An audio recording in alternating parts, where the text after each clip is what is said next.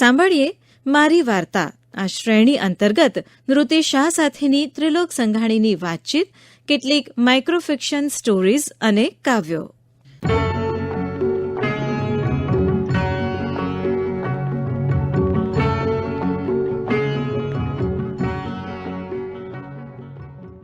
મિત્રો નમસ્કાર. મિત્રો આપનું સ્વાગત અને ફરી એકવાર આપણી સાથે છે નૃત્ય શાહ. નૃત્ય, આપનું પણ સ્વાગત. નમસ્તે શ્રોતા મિત્રો. નમસ્તે સર. મિત્રો, નૃત્યની કલમ અને એની વાણીથી આપણે બધા પરિચિત છીએ જ. નવનવી વાર્તાઓ અને કાવ્યો બધું ઘણીવાર લઈને આવતા હોય છે નૃત્ય આપણી સાથે. નૃત્ય, આપણે તમારી વાતો આગળ વધારીએ, એટલે કે તમારી કલમની વાત આગળ વધારીએ પહેલા આપણા દરેકના જીવન ઉપર અમુક વ્યક્તિત્વનો પ્રભાવ હોય છે અને એ પ્રભાવ બહુ નાની ઉંમરે પણ આપણી પર પડ્યો હોય અને પછી લાંબા સમય સુધી અથવા તો જીવનભર રહ્યો એવું પણ બની શકતું હોય. જી.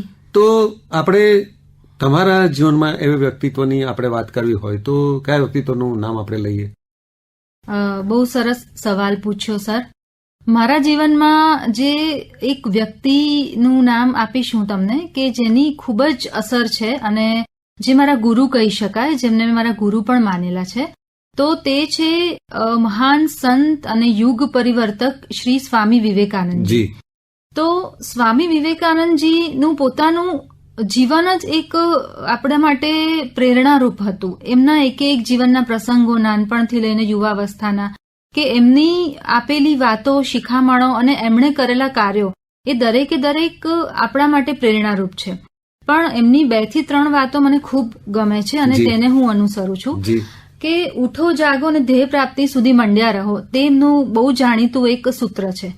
પણ તે સિવાય એક નાનકડા વિચાર પર તેમણે બહુ જ ભાર મૂક્યો છે કે તમે ક્યારેય ડરો નહીં કોઈ પણ પરિસ્થિતિથી, અને પોતાની જાતમાં આત્મવિશ્વાસ કેળવીને આગળ વધો અને પોતાના વિચારોમાં હંમેશા તાકાત લાવીને વિચારોની શક્તિને અનુસરો. આપણે ફક્ત વિચાર જો કરીશું ને કે મારે આ જગ્યાએ પહોંચવું છે, તો આપણે અડધે પહોંચી ગયા. તો સ્વામી વિવેકાનંદજીની આ વાતો મને બહુ જ આકર્ષે છે. અને હું તો એક લેખક છું સર, એટલે વિચારોની દુનિયામાં વસનારી એક લેખિકા કહેવાઉં તો વિચારો દ્વારા જ હું મારી સૃષ્ટિ સર્જું છું.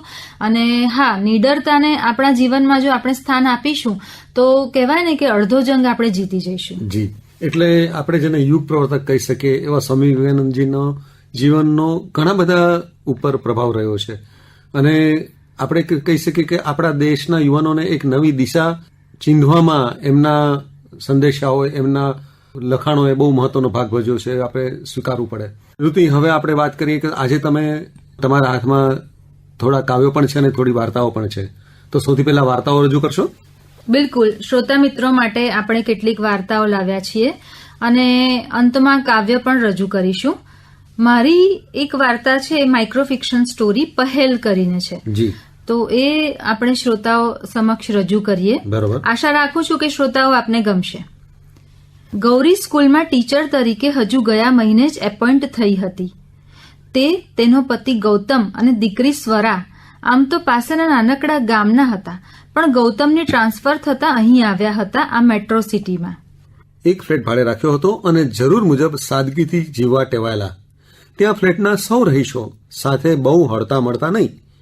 ખાસ તો ગૌરી એકદમ સીધી સાદી, લાંબો ચોટલો, ચશ્મા અને સાડી પહેરતી. તે કોઈ સમાજસેવિકા વધુ લાગતી. સ્વરાને બહુ લાગ્યું આવતું કે નવા ફ્લેટમાં કોઈની સાથે રમવા મમ્મી જવા દેતી નથી. પણ ગૌરી તે ફ્લેટના મોડર્ન વિચારસરણીને રહેણી કહેણી ધરાવતા સભ્યોથી દૂર રહેવા માંગતી હતી. મજાક કે ક્રિટિસિઝમનો ભોગ ન બને તે માટે ના તે સામે રહેતી મોનાલી સામે સ્માઇલ કરતી, ના તો ફ્લેટના કોઈ સામૂહિક સેલિબ્રેશનમાં ભાગ લેતી. ગૌતમ ઘણીવાર તેને સમજાવતો, પણ તે એકની બે ના થતી. તે દિવસે ક્રિસમસની પાર્ટી હતી બેઝમેન્ટમાં અને સૌ તેની તૈયારીમાં લાગ્યા હતા. ગૌરી અને ફેમિલીને છોડીને અને સ્વરા પણ સુનમન. ત્યાં અચાનક જ સ્વરાના જોરશોરથી રડવાનો અવાજ આવ્યો. તે બાથરૂમમાં સ્લીપ થઈ ગઈ અને પગે ખૂબ વાગ્યું. ગૌરી હજુ કંઈ વિચારે તે પહેલા સામેથી મોનાલી દોડીને આવી અને સ્વરાને ઉચકીને પોતાની કારમાં હોસ્પિટલ લઈ ગઈ. ગૌતમને તો કોઈ ઇન્ફોર્મ જ કરવાની ના પાડે અને તેથી ગૌરી વધુ મૂંઝાઈ. આખા ફ્લેટના રહીશો અલગ અલગ રીતે ગૌરીની મદદે લાગી ગયા. કોઈ ટિફિન મોકલાવ્યું, કોઈ મેડિસિન્સ લાવી આપી, તો કોઈએ સ્વરાને એક્સરે માટે લઈ જવાની તૈયાર દર્શાવે. રાત્રે પાર્ટીમાં જાહેરાત કરવામાં આવી કે ફ્લેટની સૌથી નાની ફેમિલી મેમ્બર એવી સ્વરા ઇજાગ્રસ્ત હોવાથી સેલિબ્રેશન નહીં થાય. આ બધાથી ગૌરી અવાચક, પણ એટલું સમજી કે કોઈએ તો સંબંધમાં પહેલ કરવી જ પડે તો જ નવા સંબંધો ખીલે. જી. અને હવે બીજી વાર્તાનું શીર્ષક શું છે? સર, આપણી બીજી વાર્તા શ્રોતાઓ સમક્ષ હું રજૂ કરીશ. તેનું નામ છે જાસૂસ. આ પણ એક એવી સ્ત્રીની જ વાર્તા છે કે જે મલ્ટી ટેલેન્ટેડ કહી શકાય. જી. તો આપણે વાર્તા રજૂ કરીએ. દુર્ગા, રોટલી બનાવીને જજે. હા માં. દુર્ગા, જો તારી બેગમાં લેપટોપ મૂક્યું છે કે નહીં? જી, જોઈ લઉં રાજન. મમ્મા, મને સ્કૂલ બસમાં નથી જવું, પ્લીઝ તમે આવો ને મૂકવા. અરે ચિંટુ, નો મમ્મા. અરે ચિંટુ, નો બચ્ચા, આજે મમ્મી સુપર બિઝી. કેમ કેસનો કોલ આવ્યો? દુર્ગાએ આંખો કાઢી ચિંટુને ચૂપ કરી દીધો. આ રૂટીન પતાવી તે પોતાની બેગ લઈ લગભગ દોડતી કારમાં ઓફિસ જવા નીકળી. રસ્તામાં સતત ફોન પર ઇન્સ્ટ્રક્શન આપતી જ્યારે ઓફિસ પહોંચી ત્યારે 10 માણસોનો તેનો સ્ટાફ સલામ કરીને તેને આવકારે. આજે પેલા કિડનેપિંગના કેસ માટે હું લીડ લઈશ અને પ્લાન એ પ્રમાણે તમે મુસાભાઈ અને રોનક મને ફોલો કરશે. અને હા, યાત્રી ટાર્ગેટને કોલ કરી વાતોમાં ઉલઝાવશે. યાદ રાખો, સાંજે 6 વાગ્યા સુધી આ કેસ સોલ્વ થવો જોઈએ, નહીં તો... હા મેડમ, અમને ખબર છે. તમે અત્યારે CID ઓફિસર દુર્ગા છો અને 6 વાગ્યા પછી Mrs Durga Jaiswal. Durga case solve કરીને જ્યારે કપડાં બદલી ઘર તરફ જવા નીકળી ત્યારે આજે ડાયું મારતા હાથ પર સખત લાગેલું તે ઘા ઘરવાળાઓથી કઈ રીતે છુપાવવું તેના બહાના શોધતી હતી. તો આ મારી વાર્તા હતી જાસૂસ. હવે મારી ત્રીજી વાર્તા રજૂ કરીએ. બરફના ગોળાની દુકાનની બહાર 100 રૂપિયાના ગોળા માટે લાઈનો લાગેલી હતી. બાજુની થોડી જગ્યા છોડીને એક ઝૂંપડીમાં ગરીબ સ્ત્રી રસોઈ બનાવતી હતી. લાઈને ઝૂંપડી સુધી પહોંચી અને કહેવાતા રૂઆબદાર લોકો વચ્ચે થોડી ધક્કામુક્કી થઈ ગઈ. તેમાં પેલી સ્ત્રીનું માટલું પડ્યું અને વચ્ચેથી અડધું તૂટી ગયું. કપડાં સહેજ ભીના થવાથી એક રૂઆબદાર સ્ત્રી ગરીબ સ્ત્રી પર તુચ્છકાર ભરી નજર કરી બબડી ને આગળ વધી ગઈ. ગરીબ સ્ત્રીએ થોડીવાર તૂટેલા માટલા સામે જોઈ અને બોલી, હશે, બપોરે તડકામાં પંખીઓને અને કૂતરાઓને પાણી પીવાનું વાસણ મળી ગયું. એ બિચારા 100 રૂપિયા થોડા ખર્ચી શકે આમની જેમ.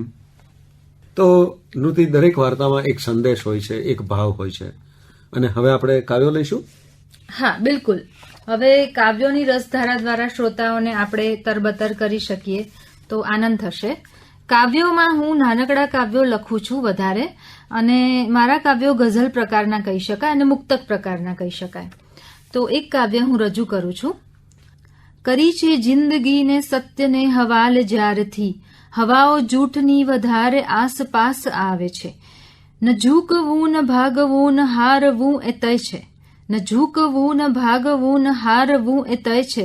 ચાહે ઠોકરો અનેક રાહમાં ભલે ને આવે છે. તું ના ખુદા તું છે ગુરુ ને તું જ તારો સ્વામી છે. તું ના ખુદા તું છે ગુરુ ને તું જ તારો સ્વામી છે. થપાટો હાર નીજ મુજને સત્ય સમજાવે છે. કોઈ કંઈ કહ્યા કરે તો બાકી ચૂપ રહ્યા કરે. મારે નથી કંઈ બોલવું, આ દિલને એમ થયા કરે. ક્યાં નસીબ છે ધારદાર કે બેસી રહેવાથી ચાલશે. ઉઠી ગયા મહેફિલ મૂકી જ્યાં દાદ ત્યાં મળ્યા કરે. હવે એક નાનકડી રચના પ્રસ્તુત કરું છું. હાથ તારો હાથમાં હોય ને રાત આખી સાથમાં હોય. હાથ તારો હાથમાં હોય ને રાત આખી સાથમાં હોય. તને જોઉં કે જોઉં ચાંદને દિલ કાયમ વિવાદમાં હોય. ચાંદ જેવી જ સુંદર તું ભલે ને હોય. ચાંદ જેવી જ સુંદર તું ભલે ને હોય. મીઠાશ તો હરદમ ચાંદની જેવી રસ ઝરતી તારી વાતમાં હોય. તો ઋતિ, આ વાત સાથે આપણે અહીં અટકીએ. ફરીવાર નવી રચનાઓ સાથે મળીશું એ શુભેચ્છા સાથે. ખૂબ ખૂબ ધન્યવાદ. ધન્યવાદ શ્રોતા મિત્રો. ધન્યવાદ સર.